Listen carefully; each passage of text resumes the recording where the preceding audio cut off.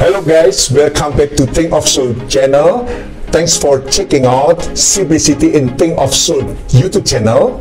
Here we offer premium content on messages from the Bible and personal life in simple, easy and fun way. So don't skip this channel, be patient of course, and check it out. God bless.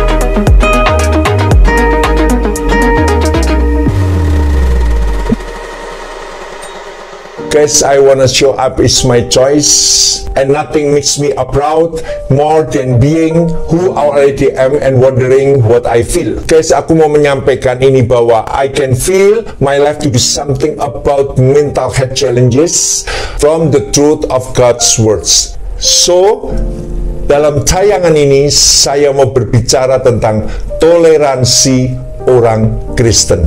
Pasti jadi berkat. Amin. God bless, ikuti tayangan ini terus. Don't skip this channel. Be patient, course, and check it out. God bless. Amen. Guys, the hard things is to keep attitude to life adalah dengan menjaga sikapmu. As the scripture says, must keep from speaking evil or tongue from evil and stop telling lies.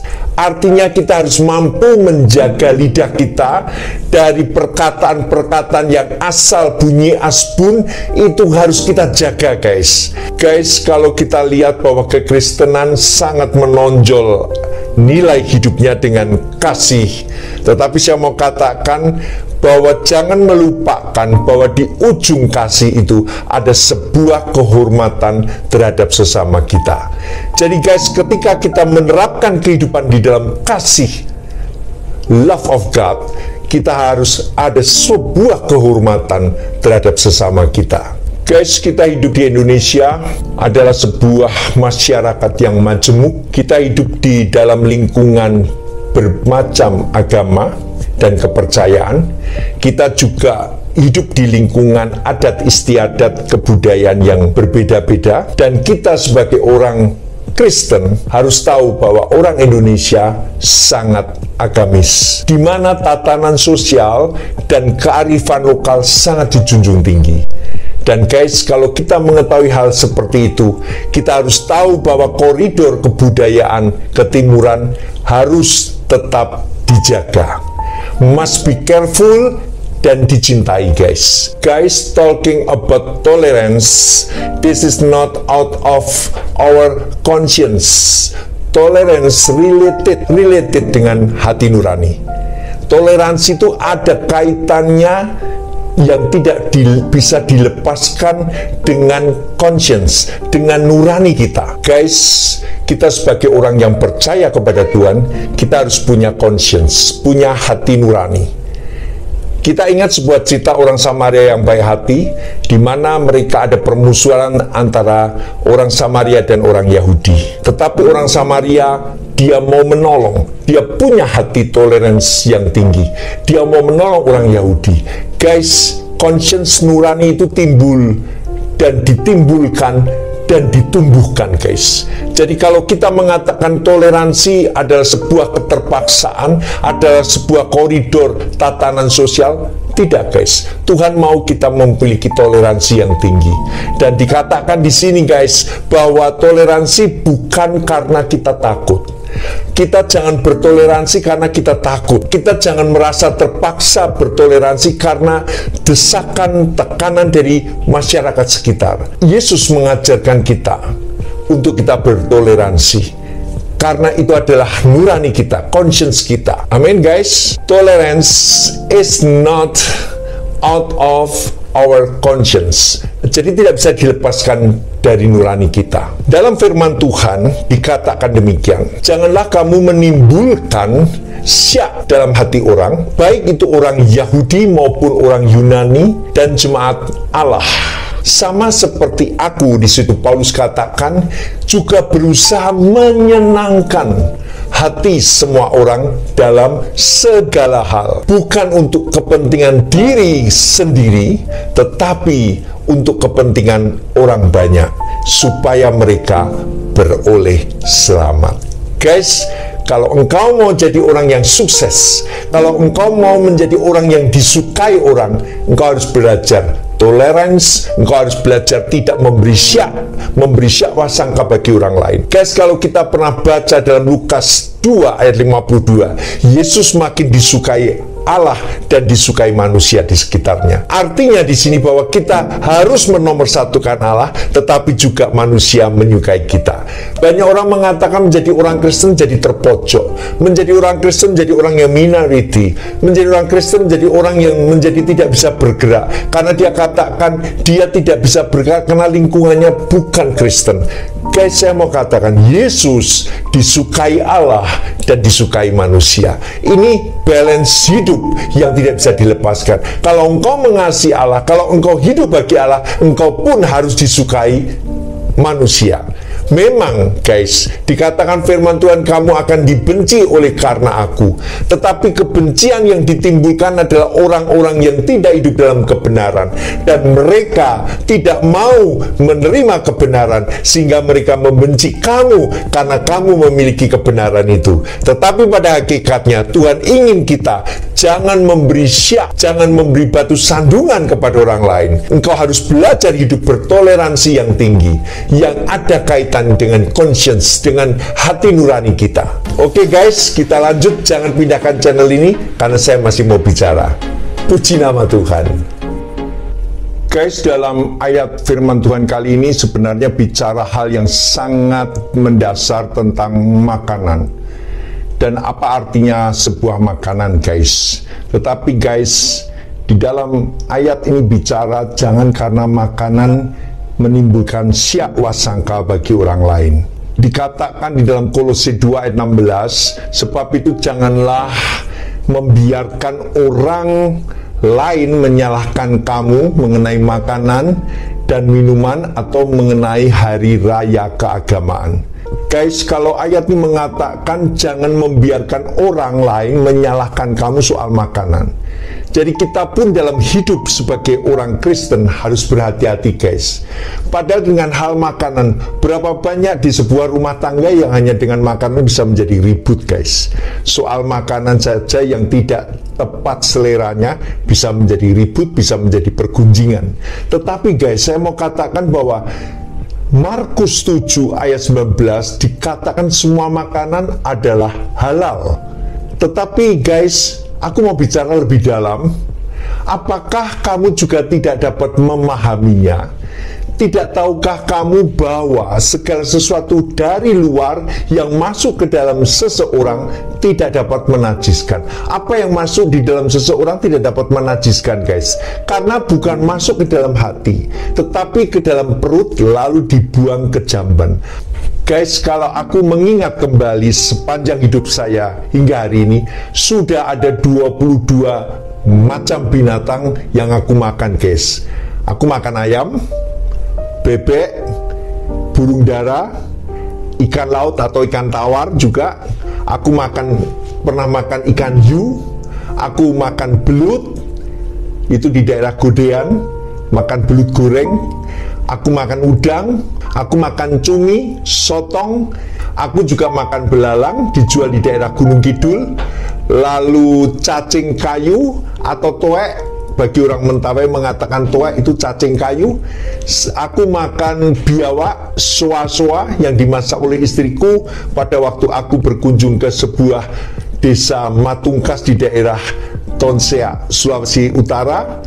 Aku makan sapi, makan kambing, makan babi, makan rusa, makan anjing atau yang dimasak RW, makan tikus, makan kerang, makan kepiting, juga kepiting kenari, kepiting yang besar itu guys, yang makan di atas pohon kelapa. Saya makan di kota Palu, aku makan paniki, kelelawar. Kalau aku jumlahkan ada 22 binatang yang sudah masuk dalam perut saya.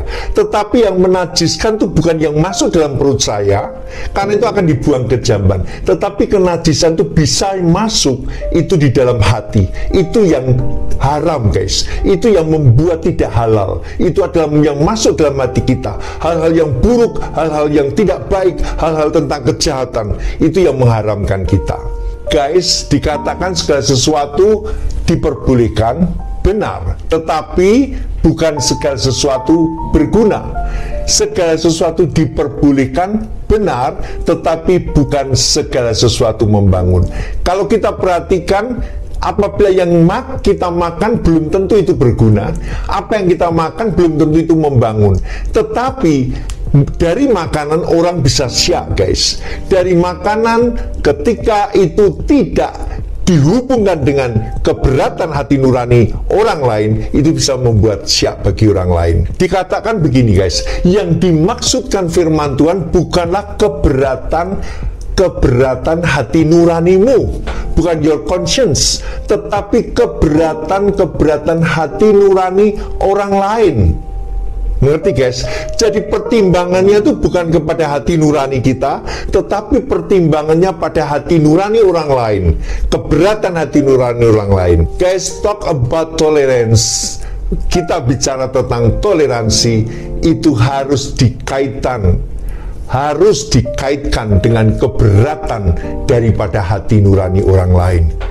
Kita jangan melukai hati nurani orang lain. Kita harus mengadakan pemeriksaan karena keberatan hati nurani itu.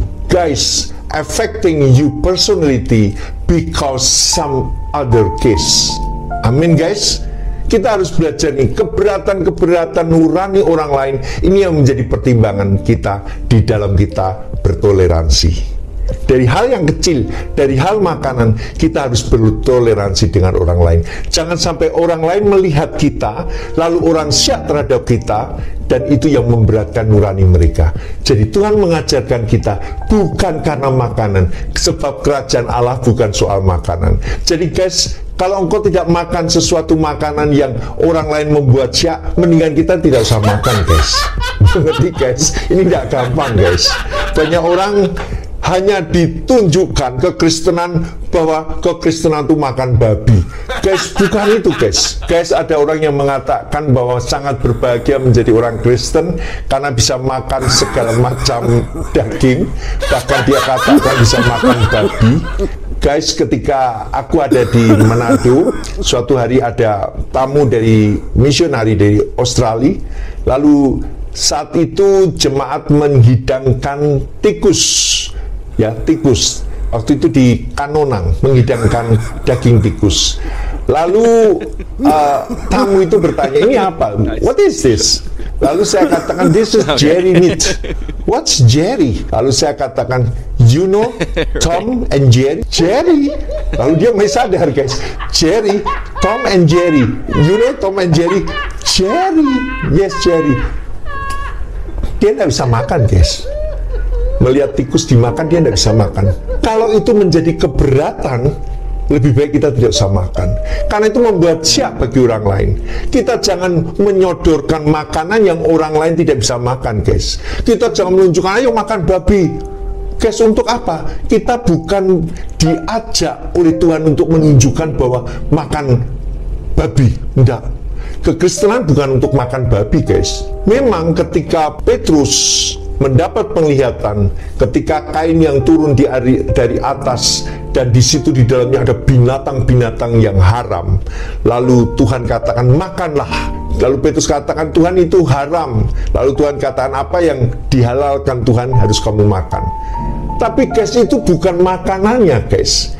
Karena itu ada kaitannya dengan orang kafir. Dia orang yang diharamkan, yang makanannya makanan haram. Tetapi Tuhan ingin supaya keberatan nurani Petrus Jangan membawa pemisahan terhadap pelayanan kepada orang-orang kafir, kepada orang-orang yang tidak mengenal Allah, kepada orang-orang yang tidak percaya, kepada orang yang makanannya makanan haram. Di situ Tuhan katakan, engkau harus makan di situ. Artinya Tuhan mau supaya engkau bertoleransi terhadap orang-orang yang tidak mengenal Allah, supaya engkau masuk ke dunia mereka tanpa engkau memiliki keberatan-keberatan dalam nuranimu, karena mereka memang makanan haram. Mengerti guys? Itu jadi bukan makanannya guys, tetapi bagaimana Tuhan mengajak kita bertoleransi. Kalau kita sebagai orang yang makanan halal, lalu kita dengan orang yang makan makanan haram, kita mengadakan pemisahan, jurang pemisah. Di situ Petrus diajarkan Tuhan, makanlah makanan yang haram. Tuhan bermaksud supaya Petrus mau belajar untuk berdekatan, untuk melayani orang-orang yang kafir, orang-orang yang tidak mengenal Allah. Amin guys, itu artinya toleransi guys. Guys, ada banyak macam gereja di dunia ini, bahkan di Indonesia. Ada tingkat-tingkat kerohanian yang sebenarnya keragaman itu menjadi sebuah kesatuan yang begitu indah. Tetapi ada beberapa orang jemaat gereja yang merasa dirinya lebih unggul, yang merasa dirinya lebih suci, yang merasa dirinya lebih kudus, yang merasa dirinya sudah melayani jauh lebih banyak daripada orang lain, dan dia membuat jarak bagi orang lain. Paulus mengatakan ada yang menabur, ada yang menyiram. Paulus menabur, Apolos menyiram, tetapi Tuhan yang menumbuhkan. Guys, kalau Tuhan tidak menumbuhkan, percuma kamu menyiram, percuma kamu menabur. Semua itu tergantung kepada Tuhan.